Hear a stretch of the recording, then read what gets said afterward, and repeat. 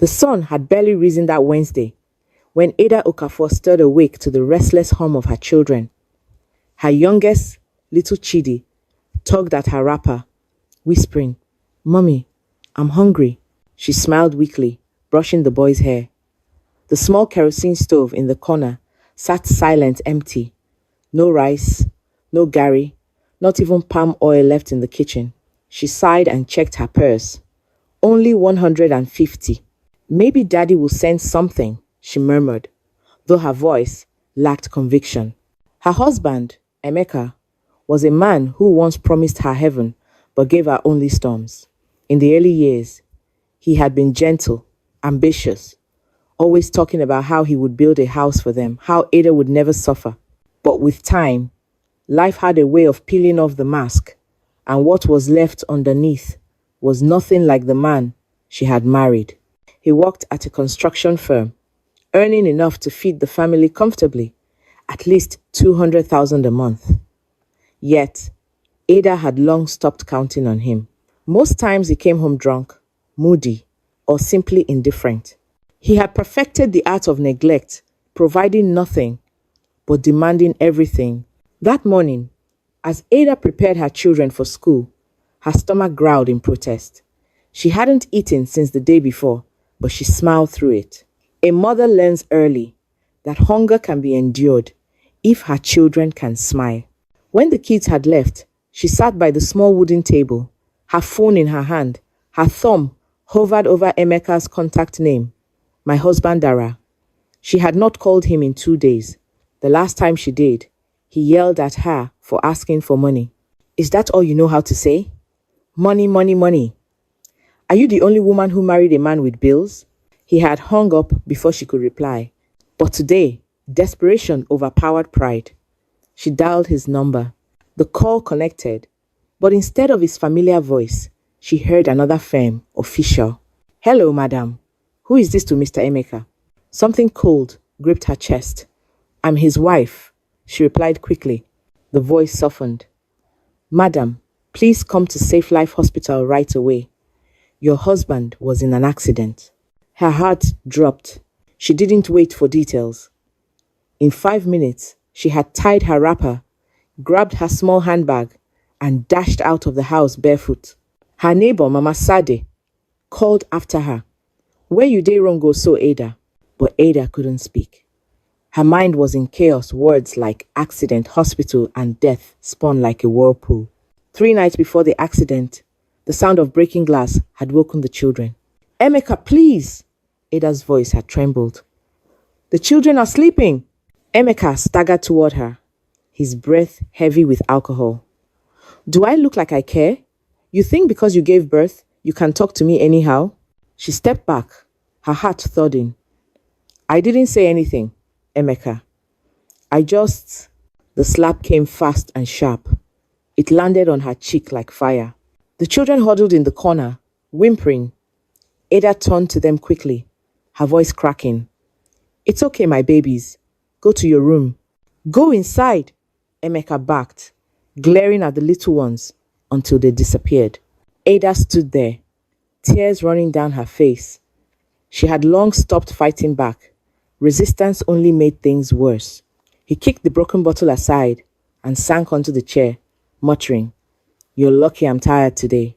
He poured himself another drink, cheap gin from the kiosk by the junction, and looked at her with disdain.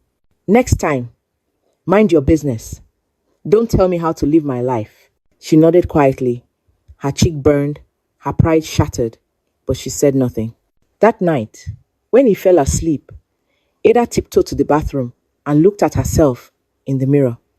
The bruise had already darkened. She placed a cold towel over it and whispered to her reflection, "You'll be fine. Just for the children, you'll be fine." At dawn, Emeka left without a word. Ada watched him from the window, his crisp shirt, his confident stride. To the world, he looked like a respectable man. No one saw the monster she lived with. Later that afternoon, Ada went to her friend Nkechi's shop to borrow 3,000. "Nkechi, abeg, I'll pay you next week. I just need to buy foodstuffs." The children haven't eaten well since Sunday. Nkechi sighed. Ada, this is the third time this month. Wetin Emeka they do with him salary. Ada smiled faintly, hiding her shame.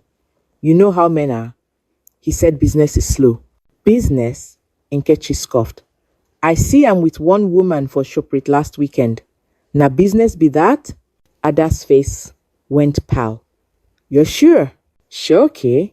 The woman tall, fine, fair. They were holding hands like small picking. I even greet am, but he pretend say he no see me. Ada's heart ached. She forced a laugh. Maybe you're mistaken.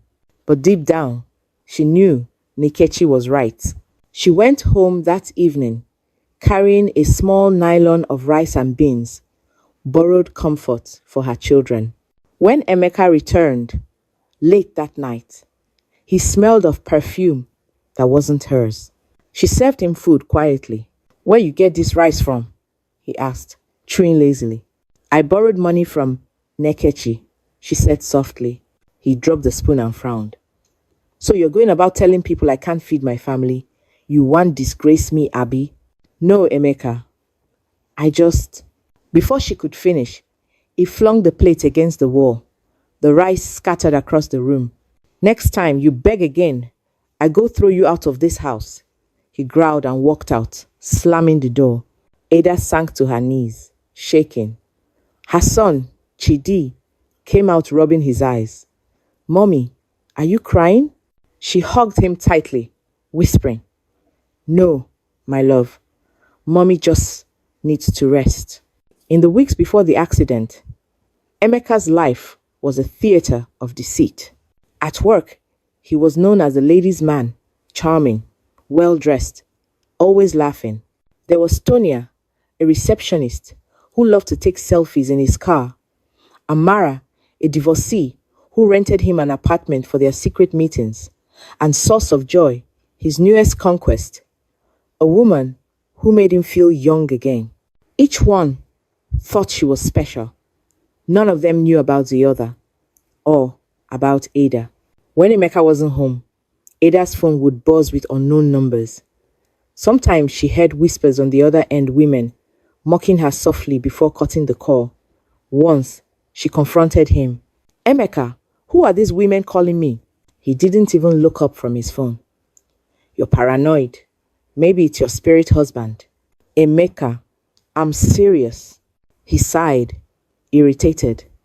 Woman, if you don't like this marriage, leave. That sentence would echo in her mind for days. But where would she go? With 3 children, no savings, and no family close by, Ada was trapped. The night before the accident, the rain came hard. It beat against the zinc roof like stones. Ada sat on the floor, patching her son's torn school uniform by candlelight. Emeka came in dripping wet, laughing into his phone. Yes, baby, I'll see you tomorrow morning, he said before hanging up. Ada looked up. Welcome. Then he ignored her. He took off his shirt, revealing lipstick stains on his collar. Emeka, she whispered, where are you coming from? He turned slowly, his eyes cold. You've started again. I'm not fighting, she said quickly. I just asked. Asked what? He stepped closer. Who gave you the right to question me? Her voice trembled. I'm your wife, he sneered. You're my problem. He pushed past her and went into the bedroom, slamming the door. Ada sat there for a long time, staring at the candle flicker until it died out. When she finally went to bed, she prayed silently. God, please, change him. I don't want to lose my home. The morning of the accident, she woke early to prepare her children. Her purse was empty, her spirit weary. Still, she tied her scarf neatly and smiled for the kids.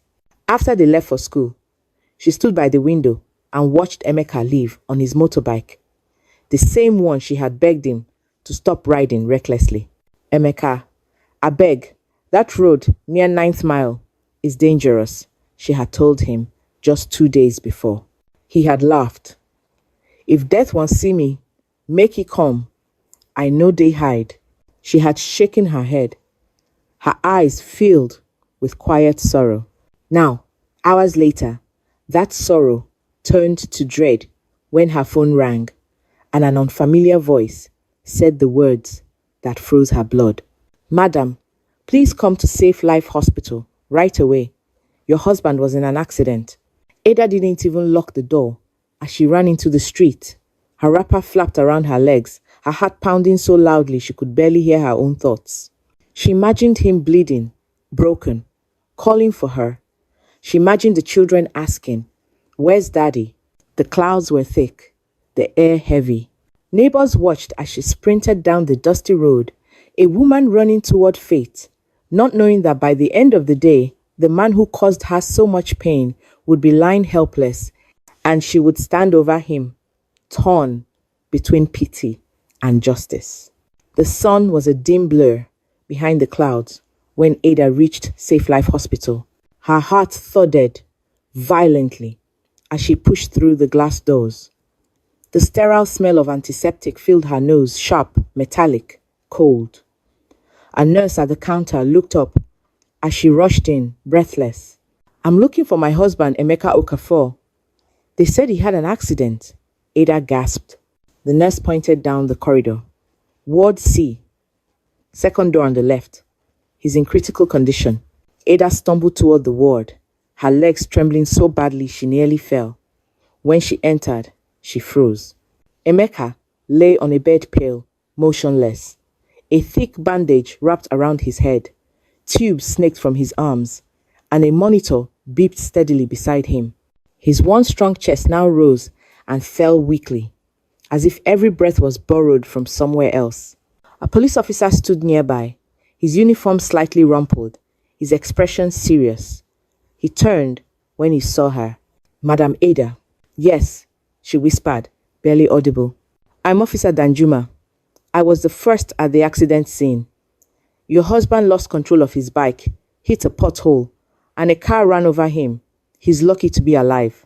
Ada pressed her hand against her mouth, tears spilling from her eyes. She moved closer to the bed, staring at the man who had once been her world, then her tormentor. His face looked strangely peaceful, the cruel frown gone. His legs were in casts, both hands bruised. "Will he survive?" she asked. "The doctors are doing their best, but he lost a lot of blood. They need money to buy blood and continue treatment." Ada blinked rapidly, her mind spinning. "Money? How much?" The officer glanced at the nurse. "They said they need 50,000 immediately for the next stage." 50,000. The words hit her like a hammer. She had only 100,000 left in her account, her savings for food and school fees. Still, she didn't hesitate. She unlocked her phone and made the transfer. "That's all I have now. Please tell them to start." The nurse nodded and hurried off. Ada sat beside the bed, staring at Emeka's still face. She wanted to hate him, but tears betrayed her. "God, please," she whispered. "Don't let him die. Not like this. Not yet." A few minutes later, Officer Danjuma approached with Emeka's phone in hand. "Madam, maybe you can access his account. The hospital will still need more money." Ada looked at the phone helplessly. "I don't know his password." The officer frowned. "You're his wife, and you don't know his password." Her cheeks flushed with embarrassment. "He never told me." He said, "Privacy." The officer sighed. "We're wasting time. Try something. His birthday? Your name?" Ada shook her head as she tried again and again. Each attempt met with rejection. Wrong password. Frustration clouded the officer's face. "This is not right. A wife should be able to open her husband's phone." "Nawa." Ada swallowed hard. She knew that line. She had said it herself many times in her heart, but reality was cruel. She couldn't even open the phone of the man she'd lived with for 10 years. 30 minutes later, as the nurse hurried in and out, Emeka's phone began to ring. The name flashed brightly across the screen. Source of joy. Ada's eyes narrowed. She didn't need a prophet to tell her who that was. The officer looked at her, then picked up the call and placed it on speaker. Hello, who's this? A woman's soft, playful voice floated through. Baby, you didn't even call me today. Are you still angry? Ada froze, her heart pounding. The officer's tone turned stern. This is not your baby. This is Officer Danjuma from the Nigerian police. The owner of this phone was in an accident. Please, who are you to him? There was a pause. Then the voice softened. I'm his girlfriend. The word sliced through Ada's chest like a blade. Good, the officer replied curtly. If you care about him, come to Safe Life Hospital immediately. 20 minutes later, a black Toyota pulled up at the hospital gate. A tall, fair-skinned woman stepped out neatly dressed, with perfectly straight hair, perfume trailing behind her. Her heels clicked sharply as she walked toward the ward. Ada sat silently beside her husband's bed when the woman entered. The officer, sensing tension, stepped between them. Good afternoon, the woman said, glancing nervously at Ada. Afternoon, Officer Danjuma replied. Are you the one we spoke to? Yes, she said, clutching her purse. How is he? Unconscious, but alive, the officer said. We need to access his account to pay for blood. Do you know his phone password? The woman nodded quickly. Yes, Ada's chest tightened. So she knew. The officer handed her the phone. Call it out, please. 6, 6, 5, 0, she said softly. Ada repeated the numbers silently in her head, then tapped them on her own phone's notepad. 6,650. She'd never forget it. The officer unlocked the phone, went through the banking app, and transferred 40,000 directly to the hospital. He showed the receipt to everyone to avoid suspicion. Thank you, the nurse said, rushing off again. When the room quieted, the officer turned to the woman. Will you stay here with him while we wait? She hesitated. I have other things to do. His wife is here. She can stay. Ada stared at her in disbelief. You know I'm his wife? The woman sighed and looked away. I know. Then, without another word, she picked up her bag and walked out. The officer muttered something under his breath and followed her to take her statement, leaving Ada alone with Emeka. For the first time in years, Ada looked at her husband without fear, only sorrow. The room hummed softly with the rhythm of machines.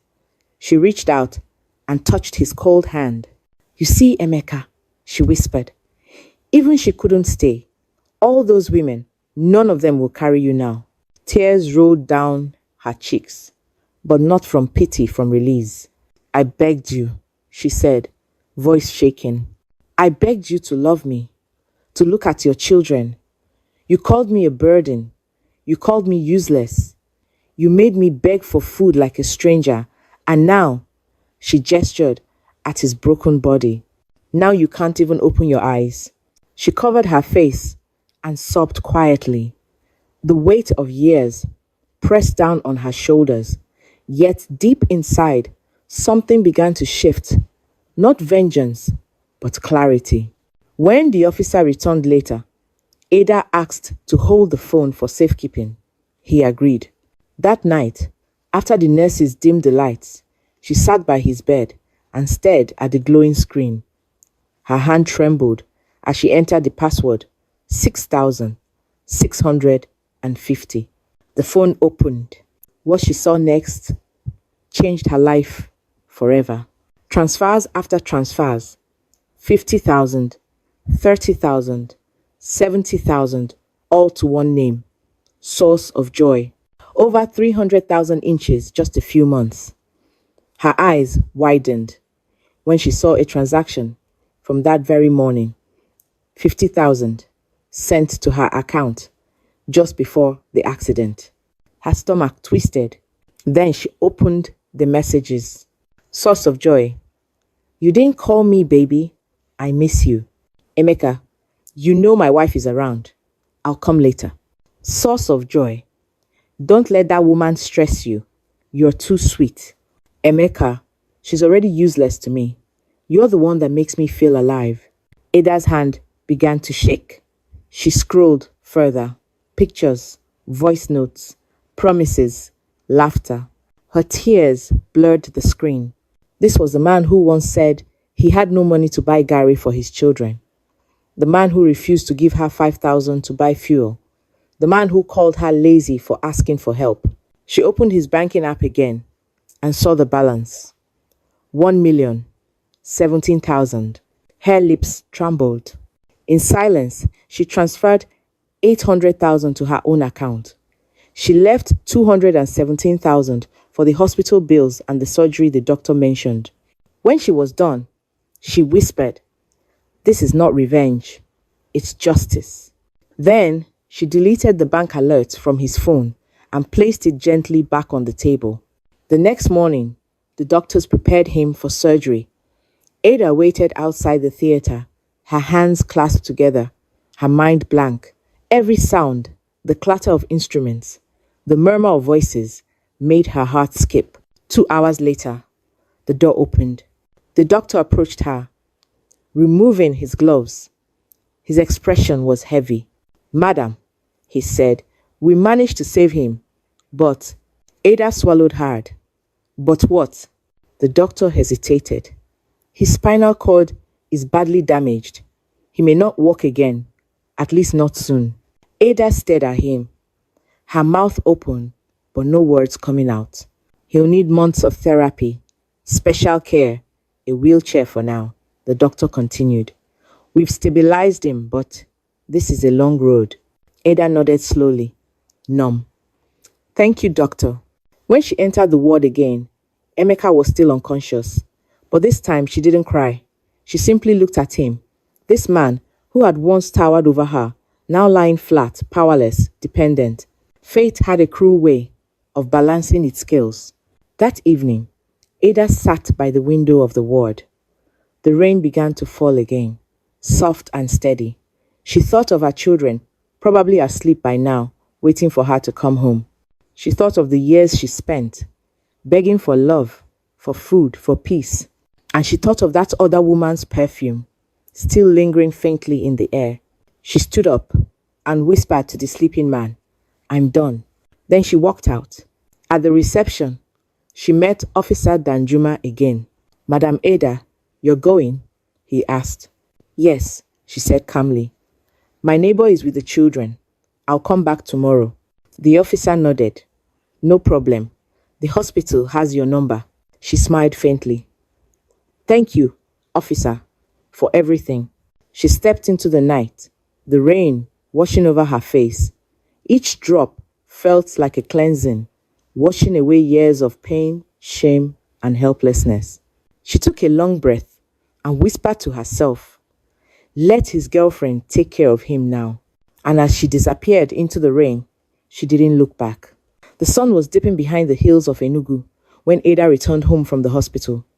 Her wrapper was rumpled, her slippers dusty, and her eyes hollow from too many sleepless nights. The house was quiet, too quiet except for the creak of the gate as she pushed it open. Inside, the walls still smelled faintly of Emeka's cigarettes. His shirt hung on a chair, half ironed. A mug with dried coffee stains sat forgotten on the table. Ada looked around and felt a strange emptiness, not just in the house, but inside her soul. For 10 years, her life had revolved around this man, cooking, cleaning, praying, forgiving. And now, suddenly, she was free. But the freedom tasted like grief. She sank into the sofa and pressed her face into her palms. "What now, Ada?" she whispered to herself. Her phone buzzed. It was her mother, Mama Ada. "Ada, Nam, how is he?" Ada hesitated. "He's alive, Mama, but he can't walk. The doctor said it would take months, maybe years for him to recover." A heavy silence followed. Then her mother sighed softly. "Chineke mara ezioku. God knows the truth.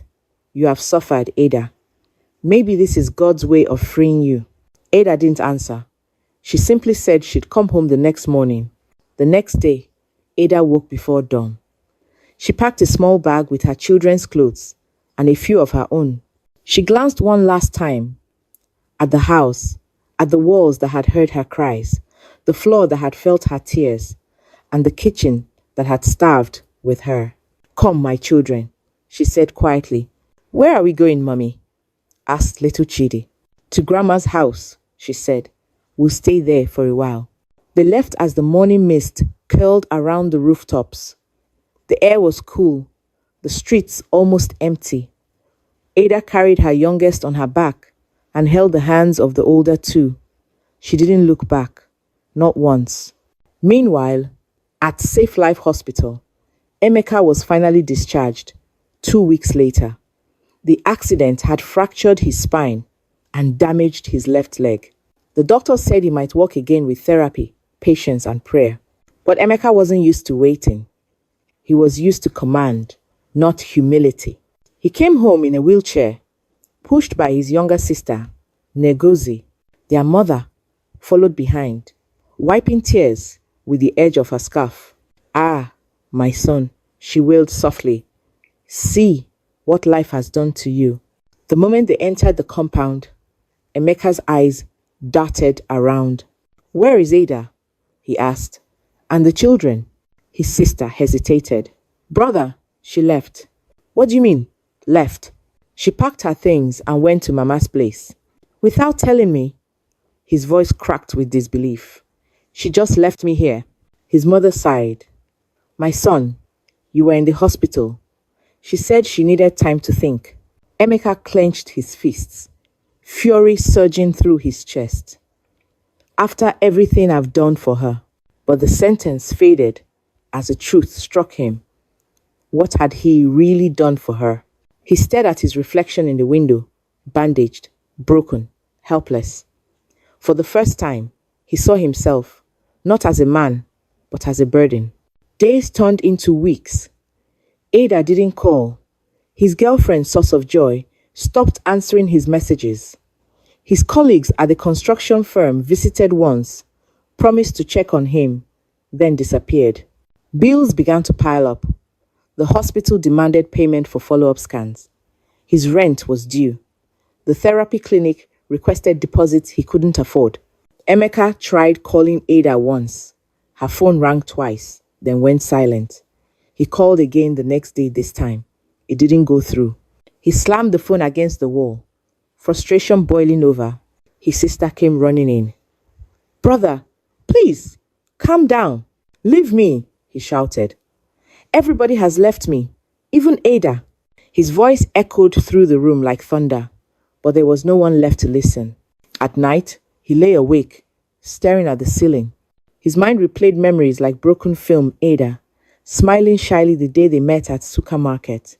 Ada cooking egusi soup, laughing softly as she stirred, Ada holding his hand when he was broke and jobless. And then, Ada crying as he shouted at her. Ada flinching as he raised his voice. Ada begging him to stop hitting her. The memories twisted like knives in his chest. One night, unable to bear it, he dialed the number of Source of Joy. Hello? She answered, voice flat and impatient. It's me, Emeka, he said quietly. I need to see you. There was a pause, then a cold laugh. See me? You can't even walk, Emeka. You think I'll come babysit you? Please, he whispered. I just need someone to talk to. Talk to your wife, she snapped. If she'll take you back. The line went dead. Emeka sat there, phone trembling in his hand. He wanted to scream, but all that came out was a quiet sob. At her mother's compound, Ada began to rebuild slowly, quietly, like a woman learning to breathe again. Mama Ada's house was old, but warm. The children played in the courtyard, chasing chickens and laughter. Ada helped her mother with chores, then started making chin-chin and zobo to sell by the roadside. At first, business was slow. Some days, she barely made 2,000. But Ada was determined. She learned to smile at strangers, to greet early, to keep her zobo chilled even when the sun burned. Soon, people began to notice her kindness and consistency. Orders grew. Within months, she started supplying snacks to nearby shops and schools. Each evening, she would sit by the veranda, counting her earnings while her children played nearby. Her heart was lighter now. The silence that once haunted her was now peaceful. One day, her mother looked at her and said, "Ada, you're glowing again." Ada smiled faintly. Maybe peace is what I needed all along. Back in town, Emeka's world was crumbling. His landlord had grown impatient. "Oga, you dey owe 3 months' rent," he warned. "If you no pay, I go lock this house." Emeka swallowed his pride and called his younger brother in Lagos. "Please, just 20,000. I'll pay you back when I recover." But the brother sighed. "Brother, work no day. Things hard everywhere." Even his friends stopped picking his calls. The same men who used to drink with him now avoided him. The bar he used to boast in, he hadn't been there in months. Sometimes, the neighborhood children mocked him. "See wheelchair uncle," they'd shout as he struggled to move. At night, the loneliness pressed against him like a heavy blanket. He began to drink again, cheap gin from a plastic sachet. The bitter liquid dulled the pain, at least for a while. One evening, his sister found him half asleep on the floor. The bottle lay beside him. "Brother, this is not the way," she said tearfully. He looked up, eyes red. "What other way is there, Ngozi? The woman I loved is gone. The woman I betrayed. She's free." Ngozi knelt beside him. "Then, make peace. Go and see her. Apologize." He looked away. "After all I did to her, she'll never forgive me." "Try," she whispered. "At least, you'll forgive yourself." A month later, Emeka gathered what courage he had left. He asked his sister to take him to Ada's village. They arrived on a quiet Saturday afternoon. Children were playing outside. The air smelled of roasted corn. When Ada saw the familiar car stop at the gate, her heart clenched.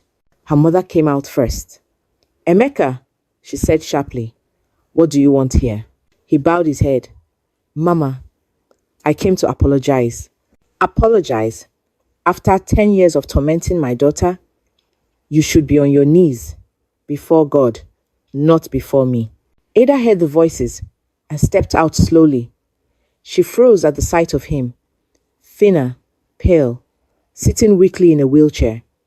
For a long moment, neither spoke. Finally, he whispered, "Ada, I came to say I'm sorry." Her lips trembled. "Sorry?" she repeated. "For which one, Emeka? The beatings, the lies, the night I went hungry." Tears streamed down his face. "For everything. I was blind. I see now."